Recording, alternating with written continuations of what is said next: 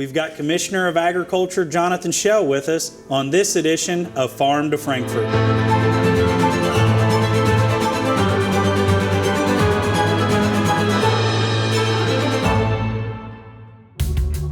Commissioner, it's great to have you with us here. You got your first state fair under you. You spend a day or two there, don't you? Yeah, it's the best vacation I ever had, Kyle. Oh, yeah. I loved it. It was absolutely one of the best times of my life. A couple of things that I absolutely loved about it was staff. We put a lot of our staff volunteers a lot of hours to be there and to make sure ag land runs well. Some of the other exhibits that are out there, the vegetable room, tobacco room, those kind of things. And they just did an amazing job. Livestock shows, state vet's office, it all worked really well together. Everybody got along, and I feel like we had a really good state fair, and the staff and the employees at the department are one of the reasons why. Yeah, and you get to spend, I guess, pretty much 2 whole weeks there. Yep. And we did have what was some of your kind of priorities? I know you had a couple kind of new initiatives that you kind of rolled out the night before the event started, and then I think along with kind of the Sunshine class and how you grew that were kind of 2 newer things this year that was important to you and as commissioners. Well, I'd like to say thank you to Eddie specifically and the executive team here at Farm Bureau for their involvement in the first annual Commissioners Farm to Fork Dinner. And we use that opportunity to be able to impact kids' lives and foster families across the state of Kentucky this year. And we were fortunate enough to be able to raise enough money to send about 150 families to the state fair this year. Basically expenses paid that are in the foster care system through the court-appointed special advocates. And Farm Bureau underwrote the dinner and can't thank them enough for the involvement that you all had in that. And I'm just so grateful for it, Eddie. Thank you. It was a fun night, and we were glad to participate in it. And it is good that those young people get to come to the state fair and see what agriculture is about, because you never know if some of those young people would like to get into agriculture, and just to let them see what it's about. So them and their families get to come. It was a good time that night, and we had a little bit of fun with it, you and I, as we always do. But it was a good night, and I think you had 380 guests there that night, something like that. So it was a good event, and we're glad to participate in it. Yeah, the goal that I had for that event, beyond trying to make the impact for those families and kids, was to expose a set of people that probably never get exposed to agriculture through this program, to be able to have them and their families come to the state fair. And as Mr. Beck, the CEO of Kentucky Venues, always says, it's the largest classroom in Kentucky. And so being able to go to the live animals and see those, to be able to go through ag land and all the commodity groups and have a little bit of fun along the way, was really special for those kids that were able to be there. And it was a special year, too. 120 years, 120 counties. We always participate heavily in the pride of the counties. I think they had a record year in terms of number of counties. So to be able to have those kids come up this year, I think, was just even more special. Yeah, not to get too much off subject, Kyle, but we did an exhibit for the 120 counties. And do you know what Leslie County's exhibit was? I do not. Do you, Eddie? I do not. I'll apologize for that. Leslie County's exhibit was about my great-great-great-grandfather, John Schell, who lived to be 134 years old. And he was actually an exhibit at the state fair back in 1911, I think it was. And you could pay 15 cents and go in and see the world's oldest man. Wow. And I know all the viewers are going to say, this is crazy, that's not true, there's no way. Yeah. But it absolutely is true, and there's documentation. There's a New York Times article about him. There's several other things that go out.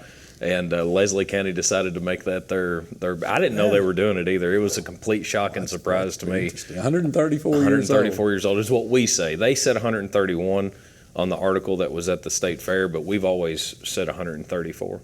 So, he was his own exhibit.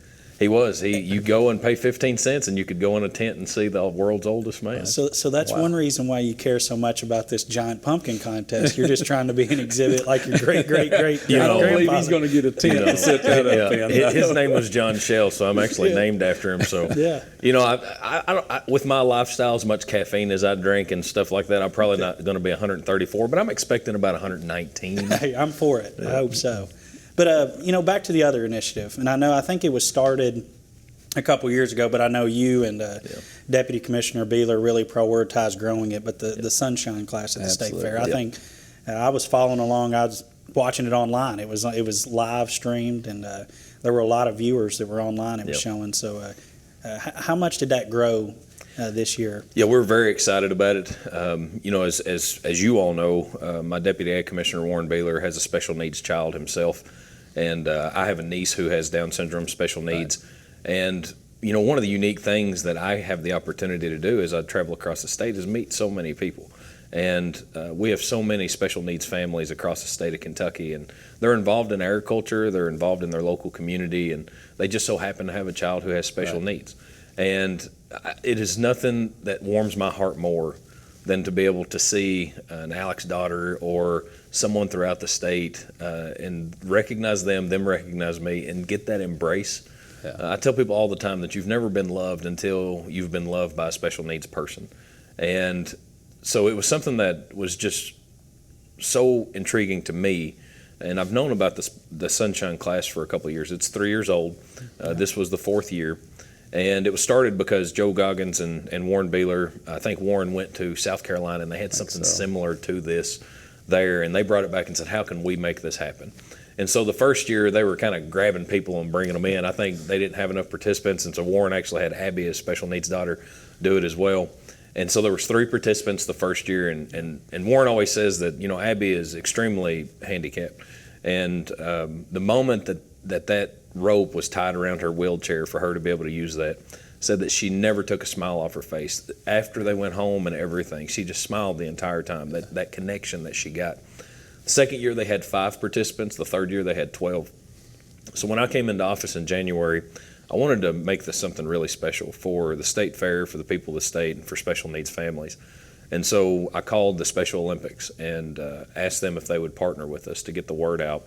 And immediately they said yes. And so we went from 3, 5 to 12. And this past year we had over 60 participants at the state fair for the Sunshine class. That's great. That's great. And it'll probably keep growing too. And you'll be looking for animals probably to show. I'd Well, say it's going to be your next ask probably, right? Yeah, so whenever we first started this year, I told them, because I didn't know what the expectations were, and Corinne Fetter and others at the state fair have been so gracious, amazing team to work with. And I kept telling them that I wanted this to get so big that it was a problem. And we succeeded. It was a problem. It was so big that it was a problem. But we had 60 participants, and those kids that had the lambs that were able to show with them, the actual mentors, the participants in the regular shows, got so much out of this. I tell people all the time, we get so much more out of this than they do. And but it was something really special to be able to see. State Fair was very gracious.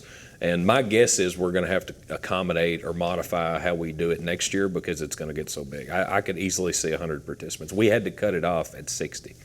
Yeah. So an early shout out already for the farm families that are there showing livestock that do allow their livestock to be shown in this. They couldn't do it without them either. So. Absolutely. And the unique thing about this, it's kind of like the Casa dinner that we did, is that this originally was set up for families who have special needs kids who are showing also. Right. And so they've got kids that are in the shows, they have a special needs daughter or son, and they never get to participate. They never got the ribbon, they never got in the show, they never got to be there in the championship drive. And so they created this so that those families and those children could have that opportunity. And now we're being able to take this not just to farm families and farm kids that are already experiencing in some way, but to a whole nother set of people that may never get an experience on the farm. Yeah. So you had your first experience at the podium for the ham breakfast. So you did a great job there that morning. I appreciate you coming and talking to our folks there. It's always a fun day, and we had a fun video to show too that morning. So thank you for your participation in that. I think our video team does a great job as they put all that together, and actually they come up with ideas, and some of us just get to participate, right? That's right. That's right. Eddie's infamous wink. That's now. right. That's right. But I'm glad you're taking care of the farm, whatever it needs. With the That's breaking news on RFD TV, it was a great thing that you're willing to step up to the plate and take care of people's farms. So taking care of Kentucky's farms is my sworn duty. There you go. That's right. Well, hey, other than the state fair, you've got, I guess, 9 months. I guess we're going into month 10 under your belt now as Commissioner of Agriculture. What's a few other kind of key highlights over the last 9 or 10 months? I think that whenever we first went in, I wanted to create as much efficiency at the department as possible and really start unhandcuffing people to be able to reach the potential that they want in their positions. And so we've created a culture around innovation, success, and gratitude. And so I'm encouraging my staff and the employees that are at the department to innovate beyond just their current job of what they're doing now. How can we create the most value possible for the constituents that we serve, whether that's gas pump inspections or whether it's grain bin inspections or whether it's around Kentucky Proud? How do we maximize the effectiveness of the programs that we have at the department and making them as easy as possible for people to be able to participate and for us to do our jobs the correct way?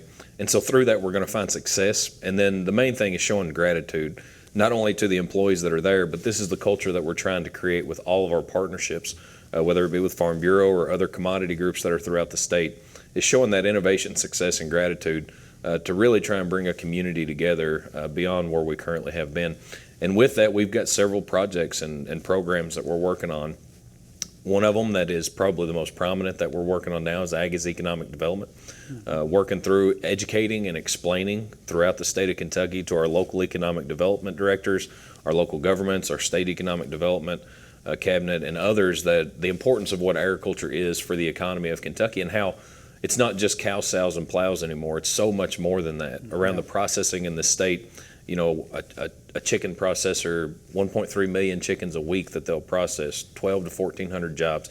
And that's just at the facility. That's not to mention all the farmers and the grain operators and the truck drivers and just the immense amount of economic development and investment that happens through agriculture.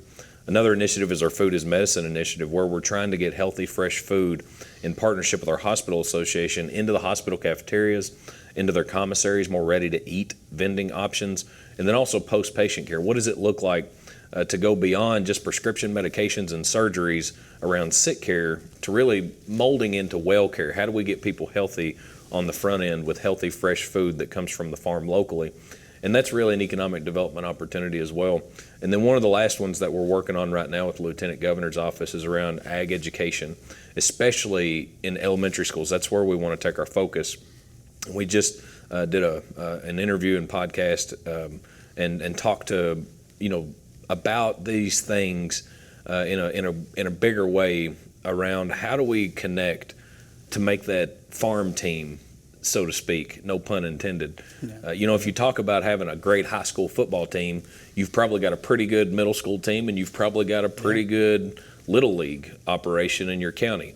Same thing with agriculture. If we're going to have ag advocates, if we're going to have great farmers and great marketers and great ag lawyers, we're going to have to farm that team out, and it starts with elementary education. Yeah. Or just them understanding what we do. Yeah. If nothing else, if you don't gain anything out of it, starting at a younger age and showing them what we do. Yeah. And I hope that we can get kids out on a farm some with this program. It's just, I guess y'all are just getting started with it, but I'm glad to see y'all taking this on, and I know Farm Bureau is going to participate with y'all, so we're excited to be able to be a part of it. But again, who knows what careers can come from it or getting them involved with it. But I think it's a great initiative to work together to educate these young people on what agriculture is and does. Absolutely. And Eddie, one of the things that the Lieutenant Governor and I have been talking about is just what you said, not just the ag careers and going beyond, you know, just farmers or whatever else we may have in agriculture from a career standpoint, but just the education part of this, of educating them on what we do on the farm. But something else that we're talking about is around nutrition, of helping educate kids throughout the state that local fresh food is nutritious and what it does for your body. And that can be an economic development opportunity because as those kids go through and maybe they get a better taste for bell peppers or cucumbers or local beef and chicken and pork, then they're going to be those purchasers later on in life where they're the grocery shoppers, they're the restaurant payers, to where that they're making those healthy local options, and that's going to increase our farm economy into the future. So these are investments that we're making, whether it's ag is economic development, whether it's the ag education, or whether it's food is medicine. These are investments that we're trying to make from a department standpoint with partnerships throughout the state of Kentucky to help harvest something special for the future. Yeah, and you mentioned those partnerships, and I think, Eddie, you attended the Ag is Economic Development in Moorhead. I did. I believe you've got a staffer now, an executive director. Yeah, you do. Kind of in that role for Ag is Economic Development. You're going to be doing more of these. Yes. I think they're open to the public, or you're encouraging farmers and agriculturalists to attend those events. You touch a little bit on kind of how to find out more if they are interested in seeing if one's come to their region. Yeah, so the next one we're going to have is going to be in Owensboro. And then after that, I think we're going to London. And so we're kind of setting these up as we go, about 5 weeks to 2 months out. And it's not necessarily something that we're opening up broadly to the public. It's somewhat invitation, but it's more around ag education and advocacy for specific groups of people. The economic development directors, businesses, farmers, those that are involved. And we always send it out to our local farm bureaus. To make sure that if you're there, send it out. If we send it to you, send it out to your board of directors and see who can come. But we're trying to make sure that this is tailored very specifically to what does the economy look like in agriculture, and then what are some of the opportunities in your region. So we're trying to make it regional. The first one we did in Murray, second one was in Moorhead, the next one's in Owensboro. So we're trying to make this very regional. When we were in Murray, we talked more about grain operations, talked more about large-scale animal livestock. When we were in Moorhead, we talked more about timber industry and tourism, trying to specifically tailor it to the different regions that we have in the state, because agriculture is so different. It is. The demographics, the geography, everything that we have in Kentucky, you can go from one end of the state to the other and see different agriculture every county. Yeah, For sure. It is an exciting opportunity. I know we've talked a lot about We it have. on Farm to Frankfort, but We also have. just at district meetings, because obviously rural Kentucky needs jobs, Yep. but our goal, I think, is always to improve the net Right. farm income, and the more processors, I think as you or maybe as Deputy Beeler says, the closer you get it to the consumer's plate, the more valuable it is to the farmer, and that's One our- thing I our took goal. from the Moorhead meeting probably was when you brought the hospital in. Yes. Talked about the hospital. Yes. You may want to touch on that, because Oh, I think I'd that love was to. a huge piece of that right there. That day, to Absolutely. me, that told a story in Yes. itself. So And Don Lloyd is the president of UK St. Clair, the CEO of that hospital system, and he gave the lunch presentation. They sponsored lunch and presented. And Eddie's exactly right. It was truly remarkable to me to see that laid out in very plain English. That hospital feeds 500,000 meals a year. So when you think about the actual impact of just that hospital's That's right. cafeteria on what agriculture could mean for that region, if you just took 20% of that during a 20-week period of harvest, for us in agriculture, that is so much on-farm income and profitability for regional local farmers in that area. He added a statistic in there, though. That was just the hospital. that's right. Yeah. So he added the schools for the 6 counties surrounding him, including the hospital. It became 1.7 million meals that they serve in a 6-county region that connects to Rowan County. And that's not unusual for every other county in the state. If you have a hospital in your county, that's probably the largest food consumer that you have from a meal standpoint every single day. And so what we're trying to do is to motivate our hospitals and our hospital association to look at food as an investment for their health of their patients, and then looking at this as an investment into the community, especially in agriculture, to get more on-farm income in local communities. We can make a huge difference in this. It just has to be intentional, and we have to set the system up to where that we've got the infrastructure that supports these things. We appreciate all that you're doing. We always appreciate your excitement. I think, Eddie, what do you say? He's like the Energizer Bunny. It's the energy he's got. I think it's all that caffeine he's on, but it's hard to keep up with him sometimes, but I'm going to give it my best. Well, now, if you want to try to keep up with me, you can do the next Spartan race that I'm going to do. Well, when is it? I probably got something going on that day. You're already scheduled out. Kyle's got something where I have to be that day. Yeah, so, that's right, yeah. Anyway, I may beat Kyle down a little bit and make him do the next you got one. a lot of never know. partners. I'm probably aged out on it. They probably don't let people my age in. So You don't want to come in second, do you? You don't want us to participate. Hey, you know? I will say this. Look, health and exercise is not an age-limiting thing. This past weekend, we did one in Nashville, and there was a woman, and she had to be in her 80s. I knew you were going to go down this road. Okay, I knew this I'm was not coming. kidding. And she had 2 of those walking poles, and she finished that course. Now, she didn't do all the obstacles and stuff, but she was there and she was doing it. I was so proud of her. She motivated me and I made me go, guarantee you. listen, it's just, there's nothing. My grandfather used to tell me that if you love your family, you're going to invest in your health because you want to be with them as long as you right. can. And that's what agriculture is all about. It's about food, faith, and family. And that's how we invest in the next generation, is about leaving that legacy. And I think that's one of your all's talking points from last year, was leaving that legacy for your communities. And what better way to leave your legacy than to ensure that you're going to be there for them? Yeah. Exactly. Well, we appreciate you being here. I know we'll see you a lot between now and our annual meeting, but I believe we do have you scheduled for the commodity breakfast and Yep. annual meeting, or Very commodity lunch. Commodity lunch. It is. At our annual meeting. You know, So I we don't look get forward to nervous having talking to most groups, Yeah. but I get nervous talking to your Farm Bureau folks. Hey, you should. We're Ham your breakfast, constituency. commodity luncheon. You weren't nervous at the I ham was breakfast. nervous. Now, you were nervous a little bit too, now, Eddie. What? No, 1,600 of our closest friends. You know why I think you know why I think I get a little nervous with them, and I'd say it's the same thing with you, is that you care about that audience so much. Like, these are people that you've known your whole life. It's people that you consider family, and you want to do everything you can to make them proud in that moment of what you're doing and what you're talking about. And it made me nervous. It's been a while since I've been that nervous. It was a fun day though, and it's good to get everybody together and celebrate agriculture, Yep. and that's what that day's about. Oh, it's so much fun.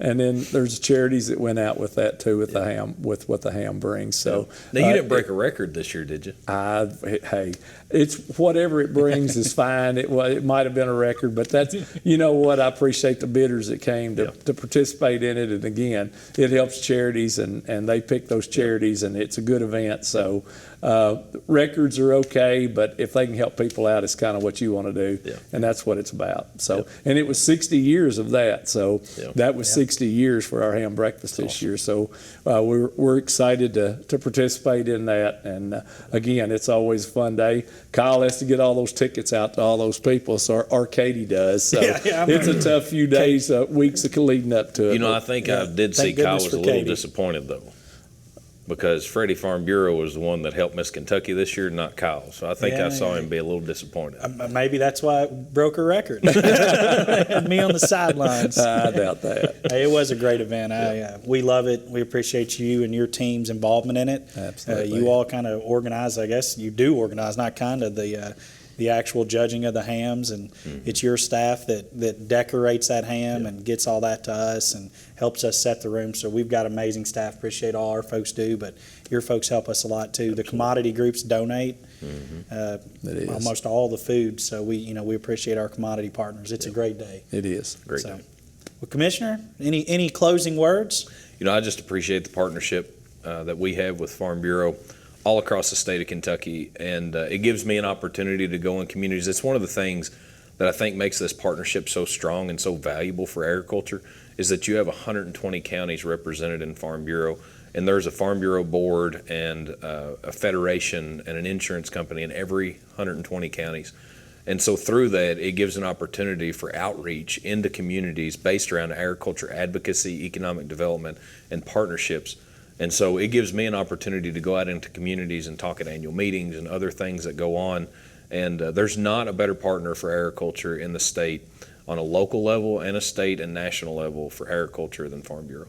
I really appreciate you. We all. Thank appreciate the work you and the department do. And, you know, if we can all work together, all of us, commodity groups, Farm Bureau, the department, all the universities, come together, it's limitless what we can do. Absolutely. When we all come together and work together. And I know that you and I both feel like that's a priority we have, that we get everybody together and can accomplish great things. Absolutely.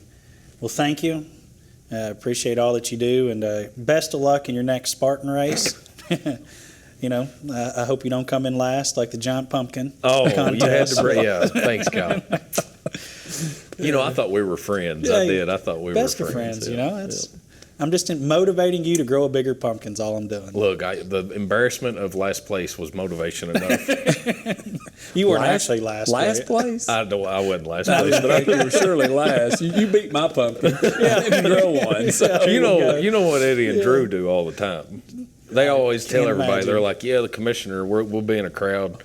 I say, "Yeah, the commissioner, he participates in that giant pumpkin contest. All he's doing is trying to beat those little kids up there." There ain't a kid that puts a pumpkin in that thing. Well, sure they do. It's the state fair. They keep on making people think that it's a bunch of kids I'm trying to beat.